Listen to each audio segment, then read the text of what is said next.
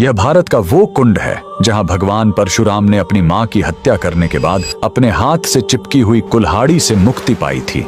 यह कहानी है महान ऋषि जमदग्नि और उनकी पत्नी पतिव्रता रेणुका की। कहते हैं रेणुका हर दिन नदी से कच्चे घड़े में पानी लाती थी और उनके सतीत्व के बल से वह घड़ा टूटता नहीं था। उनके 5 पुत्र थे जिनमें सबसे छोटे थे विष्णु अवतार परशुराम। एक दिन रेणुका ने नदी में कुछ गंधर्वों स्वर्ग के संगीतकार को जल क्रीड़ा करते देखा। उन्हें देखकर एक पल के लिए उनका मन मोह में पड़ गया और उसी क्षण उनके सतीत्व का बल टूटा और कच्चा घड़ा टूट गया। जब वो आश्रम लौटी तो ऋषि जमदग्नि ने अपने योग बल से जान लिया कि उनका मन भटक गया था। वो इतने क्रोधित हुए कि उन्होंने अपने पुत्रों को आज्ञा दी, अपनी मां का वध कर दो। जब चारों बड़े भाइयों ने मना कर दिया तो क्रोधित पिता ने उन्हें तुरंत पत्थर बन जाने का श्राप दे दिया। इसके बाद परशुराम ने पिता की आज्ञा को अपना धर्म समझा। उन्होंने भारी मन से अपनी कुल्हाड़ी उठाई और अपनी ही मां का सिर धड़ से अलग कर दिया। उनकी आज्ञाकारिता से प्रसन्न होकर जमदग्नि ने वरदान मांगने को कहा। परशुराम ने तुरंत अपनी मां को फिर से जीवित करने और साथ ही पत्थर बन चुके अपने चारों भाइयों को भी मुक्त करने का वर मांग लिया। सब फिर से जीवित हो गए, मानो कुछ हुआ ही ना हो। लेकिन कहानी यहीं खत्म नहीं हुई। मातृ हत्या का पाप उस कुल्हाड़ी पर एक दाग की तरह चिपक गया